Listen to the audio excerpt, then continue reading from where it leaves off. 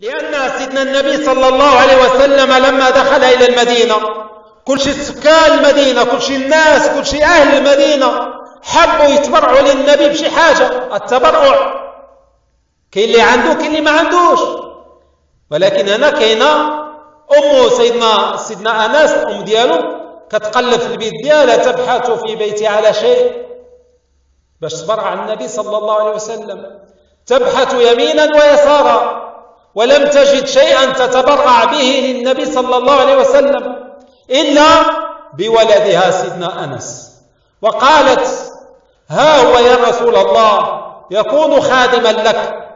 فسيدنا أنس دخل إلى المدرسة وإلى الكلية النبوية وهو في 10 من عمره، وتخرج من مدرسة رسول الله وهو في 20 من عمره. شنو قال؟ قال أنس: أوصاني رسول الله صلى الله عليه وسلم ب5 كلمات. وصاه النبي صلى الله عليه وسلم، أعطاه الدبلوم ديالو، قال له: يا أنس أسبغ وضوءك يزداد لك في عمرك، وسلم على من لقيك من أمتي تكثر حسناتك، وسلم على أهل بيتك يكثر خيرك، وصلي صلاة الضحى فإن صلاة الأوابين قبلك، واحترم الصغير ووقر الكبير، تكن من رفقاء في الجنة يا أنس. شوف كلام جميل. قال أنس: يا رسول الله أعطيني مكافأة مكافأة الخدمة يا رسول الله. فماذا يعطيه النبي؟ تضرع إلى الله ودعا له وقال: يا رب اللهم اعط عمر أنس وبارك في مال أنس وأكثر من أولاد أنس. هذه الدعوة دياله، هذا هو الخلاص دياله.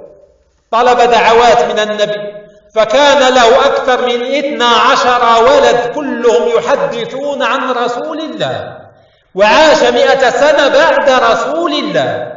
كل هذا ببركة وخدمته لرسول الله صلى الله عليه وسلم. فمن ضمن هذا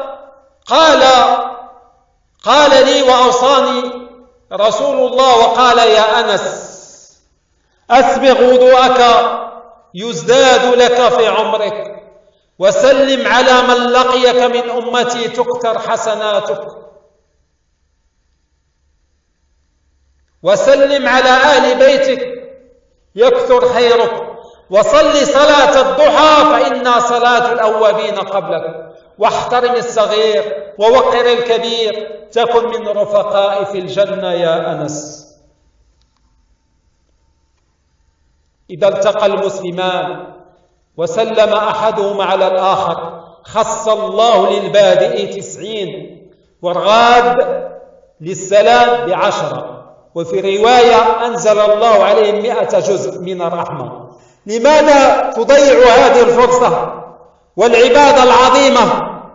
ثم يقول له صلى الله عليه وسلم: صلاة الضحى فإنها صلاة الأوابين قبلك. اسمع، الإمام ابن القيم قال: إن الصلاة تعلم المسلم 3 أشياء.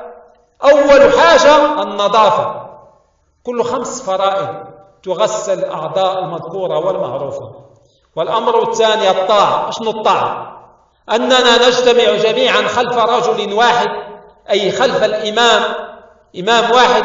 يا سلام، إمام واحد شكون هو؟ لا يهم، ما نسولوش عليه. ولكن بعض العلماء ضعفوا هذا الحديث، ولكن النبي قال: صلي خلف كل بر وفاجر. بعض العلماء ضعفوا هذا الحديث. أنت داخل تصلي لله وحده، لماذا تترك الشيطان يوسوس لك؟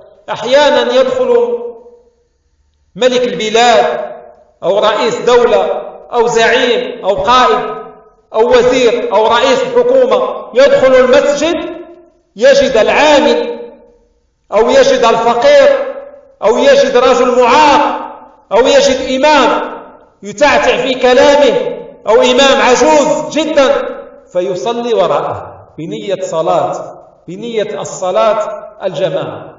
هذه الطاعة يا أحباب. وكذلك أنت أمام أمور الدنيا ملك، وأمام أوامر الطاعة أوامر الله طاعة، عبد طائع ربه. قلنا الأول النظافة والطاعة، والثالثة النظام. أشنو النظام؟ أقسم الله بصلاتنا وقال والصافات صفا.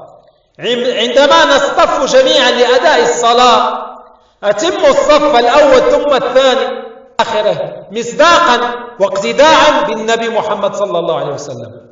فكل هذا نتعلمه من المسجد.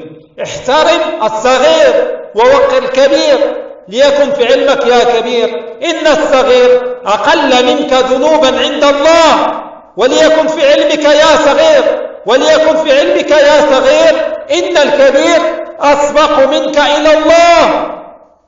فإذا علم المجتمع ذلك احترم الصغير كبير ووقر الصغير كبير، وفشت رحمة الله في الكون حتى تضلنا جميعا.